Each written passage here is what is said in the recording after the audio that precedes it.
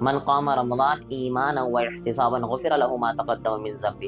کیا مطلب کہ جو شخص رمضان المبارک میں قیام کرتا ہے یعنی نماز پڑھتا ہے رات کی، تو اللہ رب العالمین اس کے پچھلے سارے گناہ معاف کر دیتے۔ تو فضیلت بہت زیادہ ہے۔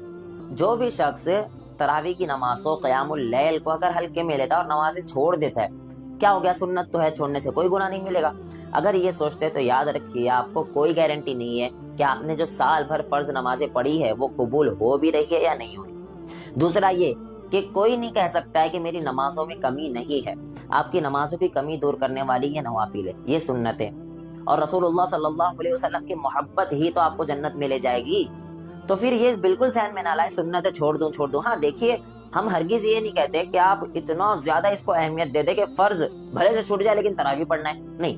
ہم صرف اتنا کہتے ہیں کہ تراویح کی اپنی جگہ ایک اہمیت ہے، اس کی ایک اپنی جگہ فضیلت ہے کہ اللہ اس سے گناہ معاف کر۔ من قام رمضان ایمانا و احتسابا غفر له ما تقدم من ذنبه۔ کیا مطلب کہ جو شخص رمضان المبارک میں قیام کرتا ہے یعنی نماز پڑھتا ہے رات کی، تو اللہ رب العالمین اس کے پچھلے سارے گناہ معاف کر دیتے۔ تو فضیلت بہت زیادہ ہے۔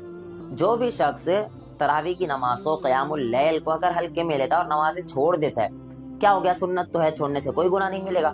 اگر یہ سوچتے تو یاد رکھیے آپ کو کوئی گارنٹی نہیں ہے کہ آپ نے جو سال بھر فرض نمازیں پڑھی ہے وہ قبول ہو بھی رہی ہے یا نہیں ہو رہی۔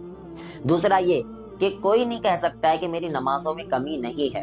آپ کی نمازوں کی کمی دور کرنے والی یہ نوافل ہے، یہ سنتیں، اور رسول اللہ صلی اللہ علیہ وسلم کی محبت ہی تو آپ کو جنت میں لے جائے گی۔